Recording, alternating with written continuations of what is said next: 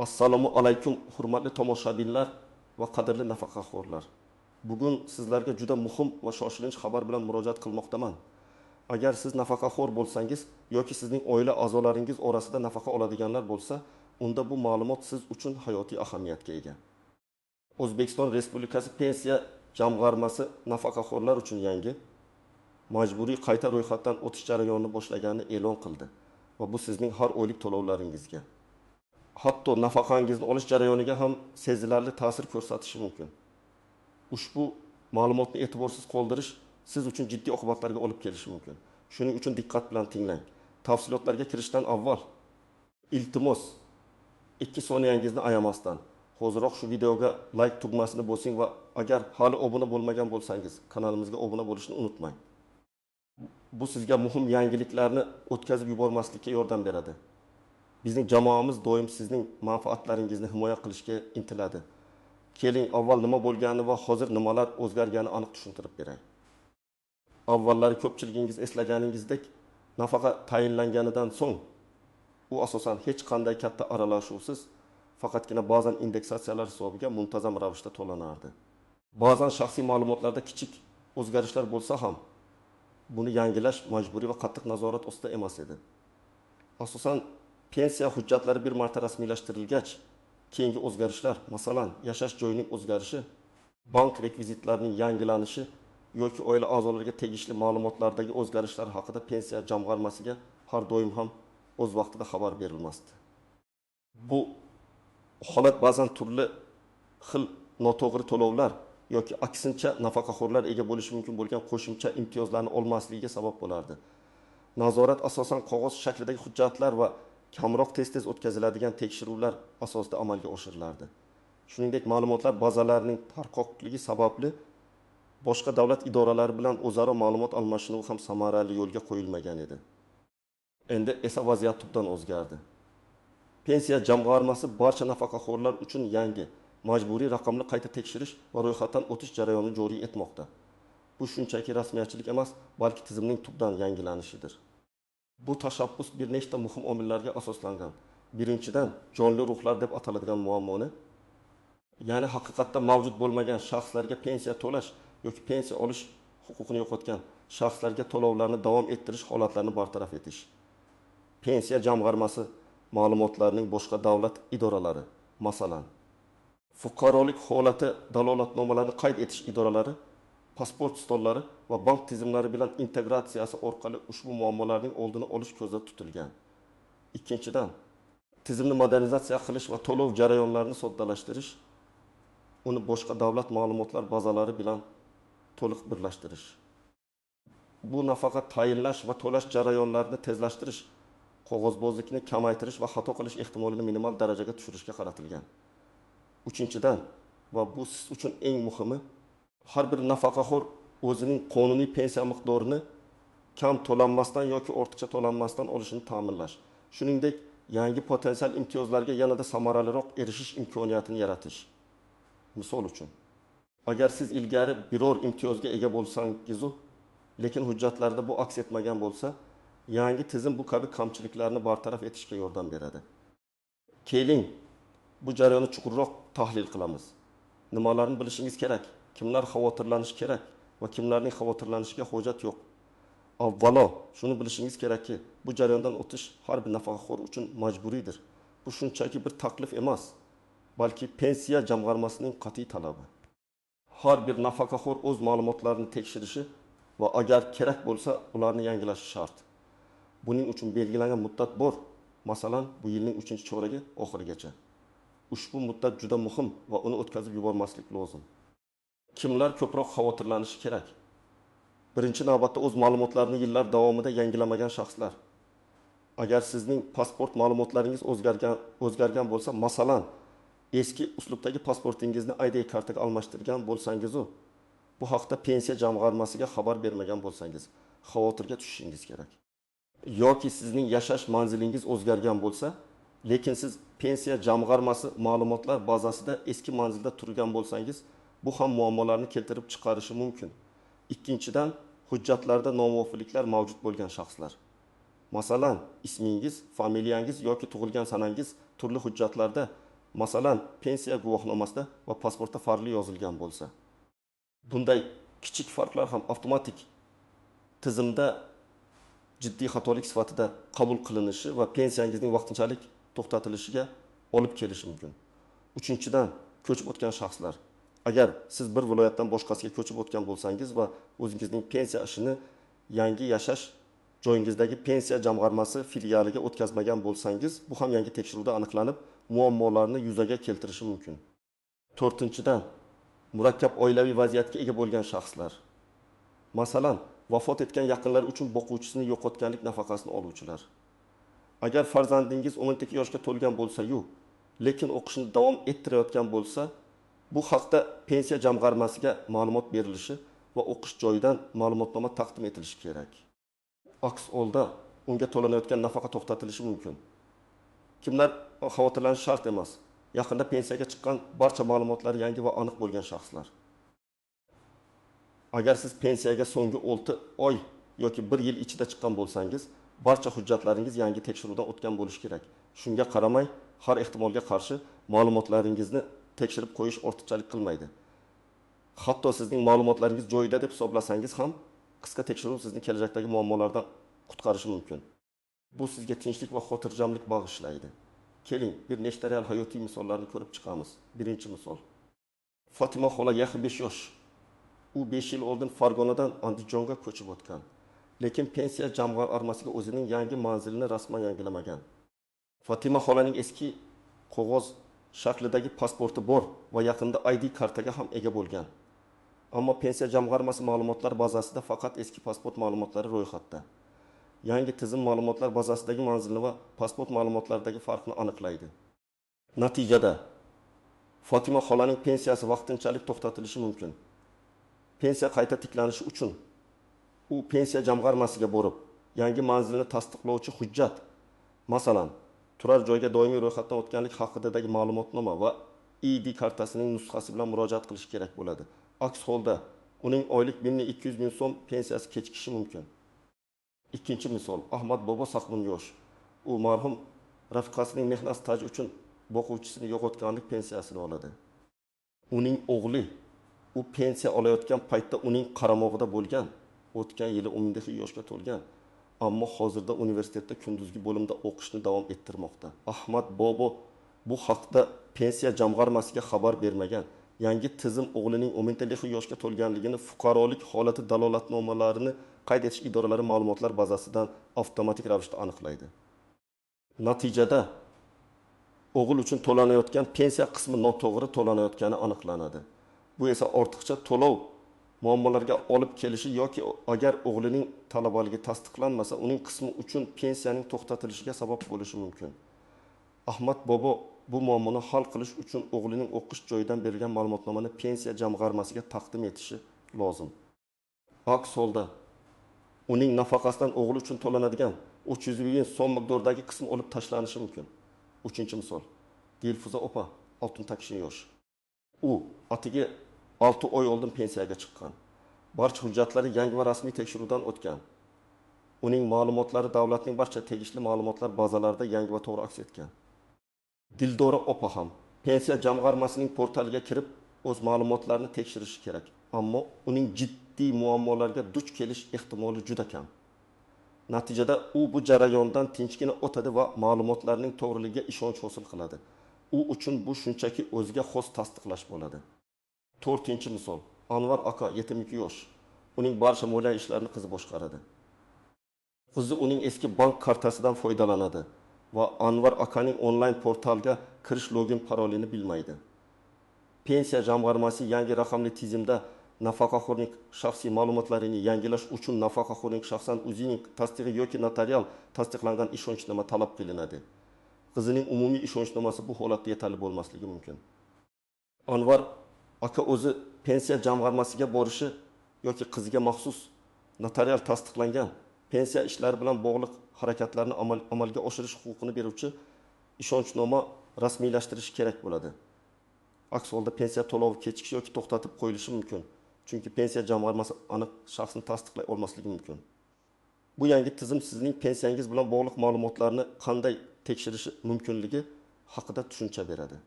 Misol uchun, agar sizning pensiyangiz hozirda 1500 ming so'm bo'lsa va bu jarayon noto'g'ri ma'lumotlarni aniqlasa, pensiya to'lovi vaqtinchalik ushlab turilishi mumkin. Tasavvur qiling. Sizga endi tegishli bo'lmagan farzand uchun qo'shimcha 100 ming so'm to'lanayotgan bo'lsa, bu tizim uni aniqlaydi. Yoki aksincha sizga ilgari tegmagan, yangi joriy qilingan 70 ming so'm miqdoridagi qo'shimcha imtiyozga ega bo'lishingiz mumkinligi aniqlansa, bu tizim orqali sizga ushbu imtiyoz ham tayinlanishi mumkin. Endi esa qoidalardagi istisnolar, ehtimoliy xatarlar va noaniq jihatlarga to'xtalamiz. Istisnolar ba'zi zaif guruhlar uchun jarayon soddalashtirilgan bo'lishi mumkin. Masalan, yotoqda yotgan, og'ir nogironligi bor shaxslar uchun. Bunday holatlarda pensiya jamg'armasi xodimlari uyingizga tashrif buyurishi yoki masofaviy tekshirish usullari qo'llanilishi mumkin. Shuningdek, telefon orqali ma'lumotlarni tasdiqlash imkoniyatlari ham ko'rib chiqilishi mumkin. Aslo tushkunlikka tushmang. Pensiya jamg'armasi sizning holatingizni tushunadi va maxsus sharoitlarni yaratishga harakat qiladi. Bu haqda pensiya jamg'armasining ishonch telefonlari orqali ma'lumot olishingiz mumkin. Agar siz O'zbekistondan tashqarida yashasangiz, ammo pensiyani shu yerda olsangiz, sizning tekshirish jarayoningiz boshqacha bo'ladi. Bunday holatlarda O'zbekistonning chet eldagi elchixonalari yoki konsulliklari orqali maxsus shakllar to'ldirish va ma'lumotlarni tasdiqlash talab qilinishi mumkin. Ba'zan yiliga bir marta shaxsiy guvohnoma yuborish orqali tasdiqlash talab etiladi. Bu borada ham pensiya jamg'armasining veb saytida yoki vakolatli organlar orqali aniq ma'lumot olish zarur. Ehtimoliy xatarlar va tuzoqlar, firibgarlik. Doimo hushyor bo'ling. Firibgarlar bunday vaziyatlardan foydalanishga har doim shay turishadi. Pensiya jamg'armasi xodimi niqobi ostida sizdan shaxsiy ma'lumotlaringizni, bank kartangiz raqamini, PIN kodingizni yoki boshqa maxfiy ma'lumotlarni so'rashlari mumkin. Eslab qoling, pensiya jamg'armasi hech qachon telefon orqali sizdan bank kartangizning to'liq raqamini, amal qilish muddatini yoki orqa tomonidagi 3 xonali kodni so'ramaydi. Shuningdek, ular sizdan turli to'lovlar, masalan, ma'lumotlarni yangilash uchun komissiya yoki tezkor tekshirish uchun to'lov kabi narsalarni talab qilmaydi. Barcha rasmiy xizmatlar bepul. Har qanday shubhali qo'ng'iroq yoki xabarga javob bermang. Darhol aloqani uzing va pensiya jamg'armasining rasmiy ishonch telefoniga qo'ng'iroq qilib, vaziyatni aniqlashtiring. Noto'g'ri hujjatlar. Hujjatlardagi kichik nomuvofiqliklar, masalan, ism, familiya, tug'ilgan sana yoki joydagi bir harf farqi ham jarayonni kechiktirishi mumkin. Sizning ismingiz pasportingizda Dilbar, pensiya guvohnomasida esa Dilbor deb yozilgan bo'lsa, bu avtomatik tizimda xato sifatida qabul qilinadi. Bu kabi holatlarda sizdan hujjatlardagi nomuvofiqliklarni to'g'rilash talab qilinadi. Bu esa qo'shimcha vaqt va harakat talab etadi. Shuning uchun barcha hujjatlaringizni diqqat bilan tekshiring va agar biror xato bo'lsa, uni oldindan to'g'rilash choralarini ko'ring. Texnologik savodxonlik. Ko'plab yosh ulug'larimiz kompyuter yoki smartfonlardan foydalanishda qiynalishlari mumkin. Pensiya jamg'armasi veb saytiga kirish, onlayn arizalarni to'ldirish yoki e-imzo raqamli imzodan foydalanish ular uchun murakkab bo'lishi mumkin. Biz buni tushunamiz. Bunday holatlarda yaqinlaringizdan yordam so'rash yoki pensiya jamg'armasining tuman, shahar bo'limlariga shaxsan borish eng yaxshi yechim bo'ladi. Pensiya jamg'armasi xodimlari sizga har tomonlama yordam berishga majbur. Muddati o'tkazib yuborish. Eng jiddiy xatar bu belgilangan muddatni o'tkazib yuborishdir. Agar siz pensiya jamg'armasining shoshilinch xabariga e'tibor bermasangiz va belgilangan muddatda ma'lumotlaringizni yangilamasangiz, bu sizning pensiya to'lovlaringizning vaqtinchalik to'xtatilishiga olib kelishi mumkin. Pensiya to'xtatilgandan so'ng uni qayta tiklash uchun ko'proq vaqt va kuch sarflashingizga to'g'ri keladi. Noaniq jihatlar va muhim nuanslar. Bank hisob varag'ini tekshirish. Yangi tizim nafaqaxo'rning shaxsini tasdiqlab qolmay, balki uning pensiya o'tkaziladigan bank hisob varag'ining faol ekanligini va aynan nafaqaxo'rning nomiga rasmiylashtirilganligini ham tekshiradi. Agar sizning pensiyangiz boshqa shaxsning hisob varag'iga o'tkazilayotgan bo'lsa, masalan, farzandingiz yoki nabirangizning hisobiga, bu ham muammolarni keltirib chiqarishi mumkin. Pensiya qonuniga ko'ra, pensiya bevosita nafaqaxo'rning shaxsiy hisob varag'iga o'tkazilishi lozim. Qaramog'idagi shaxslar haqidagi ma'lumotlar. Agar siz boquvchisini yo'qotganlik pensiyasini olsangiz yoki pensiyangiz qaramog'ingizdagi shaxslar uchun qo'shimcha to'lovlarni o'z ichiga olsa, bu shaxslar haqidagi ma'lumotlarni yangilash juda muhimdir. Masalan, 12 yoshdan oshgan, ammo hali ham o'qiyotgan farzandlaringiz uchun o'qish joyidan tasdiqlovchi hujjat ma'lumotnoma talab qilinadi. Bu hujjatlar har o'quv yili boshida yangilanib, pensiya jamg'armasiga taqdim etilishi lozim. Ishonchnoma. Agar sizning ishlaringizni boshqa shaxs, masalan, farzandingiz amalga oshirayotgan bo'lsa, uning qo'lidagi ishonchnoma notarial tasdiqlangan va pensiya ishlari bilan bog'liq harakatlarni bajarish huquqini aniq ko'rsatgan bo'lishi kerak. Umumiy ishonchnoma har doim ham pensiya jamg'armasi uchun yetarli bo'lmasligi mumkin. Ishonchnomaning amal qilish muddati ham muhimdir. Uni o'z vaqtida yangilab turish kerak. Raqamli imzo, imzo. Garchi bu majburiy qayta ro'yxatdan o'tish uchun hozircha shart bo'lmasa-da, raqamli imzo, ya'ni imzoni olish kelajakda davlat xizmatlari bilan o'zaro aloqalaringizni sezilarli darajada soddalashtiradi. U sizga uydan chiqmasdan ko'plab davlat xizmatlaridan foydalanish imkonini beradi. Uni olish juda oson va bu kelajak uchun katta qulaylik yaratadi. Endi esa eng muhim qismga o'tamiz: amaliy maslahatlar. Bu jarayondan muvaffaqiyatli o'tish uchun siz nima qilishingiz kerak? Bir qadam hujjatlarni yig'ish. Barcha kerakli hujjatlaringizni to'plab, ularning asl nusxalari va nusxalarini tayyorlang. Asosan quyidagi hujjatlar talab qilinadi: pasport yoki ID karta. Bu sizning shaxsingizni tasdiqlovchi asosiy hujjat. Uning amal qilish muddati o'tmaganligiga va barcha ma'lumotlarning to'g'ri ekanligiga ishonch hosil qiling. Undagi ism, familiya, tug'ilgan sana va joy pensiya jamg'armasi ma'lumotlar bazasidagi ma'lumotlarga mos kelishi kerak. Pensiya guvohnomasi bu sizning pensiya oluvchi ekanligingizni tasdiqlovchi hujjat. Bank hisobvaragi tafsilotlari. Sizning pensiyangiz o'tkaziladigan bank kartasi yoki hisob varag'ingizga oid ma'lumotlar. Hisob varaq raqami, raqamlar ketma-ketligi, IBAN kodi to'g'ri yozilganligiga ishonch hosil qiling. Hisob varaq aynan sizning nomingizda bo'lishi shart. Nikoh guvohnomasi agar tegishli bo'lsa. Familiyangiz o'zgargan bo'lsa yoki turmush o'rtog'ingizdan pensiya olayotgan bo'lsangiz, qaramog'ingizdagi shaxslarning tug'ilganlik haqidagi guvohnomalari. Agar siz ularning qaramog'idagi shaxs sifatida pensiya olsangiz yoki ular uchun qo'shimcha to'lovlar mavjud bo'lsa. O'quv joyidan ma'lumotnoma agar qaramog'ingizdagi shaxs 18 yoshdan oshgan bo'lsa, lekin hali ham o'qiyotgan bo'lsa, bu har o'quv yili boshida yangilanib taqdim etilishi kerak. Nogironlik guvohnomasi agar mavjud bo'lsa, bu sizning nogironlik guruhingiz va muddatini tasdiqlaydi. Eski mehnat daftarchasi agar avvalgi pensiya hisob-kitoblari uchun muhim bo'lsa. Garchi hozirda barcha mehnat staji elektron tizimda qayd etilgan bo'lsa-da, ba'zi eski stajlar uchun bu hujjat talab qilinishi mumkin. Manzilni tasdiqlovchi hujjat agar manzilingiz o'zgargan bo'lsa, turar joyga doimiy yoki vaqtinchalik ro'yxatdan o'tganlik haqidagi ma'lumotnoma. Notarial tasdiqlangan ishonchnoma agar sizning ishlaringizni boshqa shaxs yuritayotgan bo'lsa, ishonchnomaning mazmuni pensiya ishlari bilan bog'liq harakatlarni amalga oshirishga ruxsat berganligini tekshiring. Qadam rasmiy portalga kirish yoki pensiya jamg'armasi ofisiga tashrif buyurish. Ikki yo'l mavjud: onlayn usul. Agar sizda internet va kompyuter yoki smartfon bo'lsa, bu eng qulay yo'l. Pensiya jamg'armasining rasmiy veb-sayti www.pensionfund.uz manziliga kiring yoki yagona interaktiv davlat xizmatlari portali my.gov orqali amalga oshirishingiz mumkin. Saytga kirganingizdan so'ng mening pensiyam yoki pensiyani qayta ro'yxatdan o'tkazish bo'limini toping. Tizimga imzo raqamli imzo yordamida yoki bir martalik SMS kod orqali kirishingiz mumkin. Bu yerda siz shaxsiy ma'lumotlaringizni tekshirasiz va kerak bo'lsa ularni yangilaysiz. Har bir qadamni diqqat bilan bajaring. Offline usul. Agar siz onlayn usullardan foydalanishda qiynalsangiz, tuman shahar pensiya jamg'armasi bo'limiga shaxsan tashrif buyurishingiz mumkin. Yaqin atrofdagi ofisning joylashuvi, ish vaqti va navbatga yozilish tartibini oldindan aniqlab oling. Barcha kerakli hujjatlarning asl nusxalari va nusxalarini o'zingiz bilan olib borishni unutmang. Pensiya jamg'armasi xodimlari sizga to'ldirishda yordam berishadi. 3 qadam arzon to'ldirish. Sizdan shaxsiy ma'lumotlaringiz, ism, familiya, tug'ilgan sana, aloqa ma'lumotlaringiz, telefon raqami, manzil, bank rekvizitlari, qaramog'ingizdagi shaxslar haqidagi ma'lumotlar va boshqa tegishli ma'lumotlar talab qilinadi.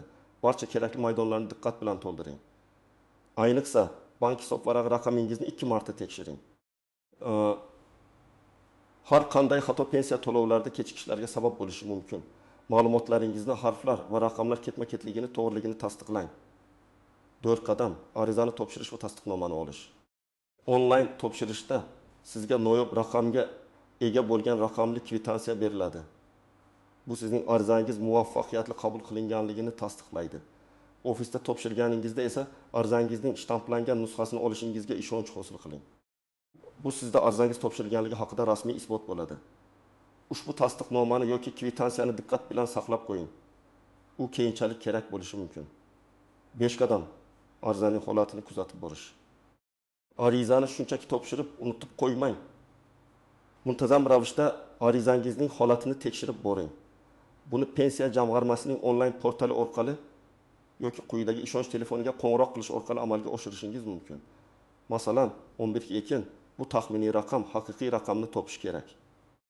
Agar jarayonda biror muammo yuzaga kelsa, darhol pensiya jamg'armasiga murojaat qiling. Muhim eslatma: ushbu jarayonni tezlashtirishni va'da qilgan shaxslarga aslo pul to'lamang. Pensiya jamg'armasining barcha rasmiy xizmatlari mutlaqo bepul. Firibgarlik qurboni bo'lib qolmaslik uchun har doim rasmiy manbalarga murojaat qiling. Hurmatli tomoshabinlar, bugun biz juda ko'p muhim ma'lumotlarni qamrab oldik. Shoshilinch xabar bo'lgani uchun barcha tafsilotlarni tushuntirishga harakat qildim. Xulosa qilib aytganda, bu majburiy qayta tekshirish jarayoni barcha nafaqaxo'rlar uchun o'ta muhimdir. U sizning huquqlaringizni himoya qilish, to'g'ri to'lovlarni ta'minlash va tizimni modernizatsiya qilish maqsadida amalga oshirilmoqda. Nafaqangiz sizning asosiy tirikchilik manbaingizdir va uni himoya qilish birinchi darajali vazifadir. Umid qilamanki, ushbu batafsil qo'llanma sizga ushbu muhim o'zgarishni muammosiz amalga oshirishga yordam beradi. Fikr mulohazalaringizni va savollaringizni izohlarda yozib qoldiring. Men ularga imkon qadar javob berishga harakat qilaman. Agar bu video siz uchun foydali bo'lgan bo'lsa, yana bir bor like tugmasini bosing va agar hali obuna bo'lmagan bo'lsangiz, hozir ayni payti. Xabardor bo'ling, xavfsiz bo'ling, salomat bo'ling.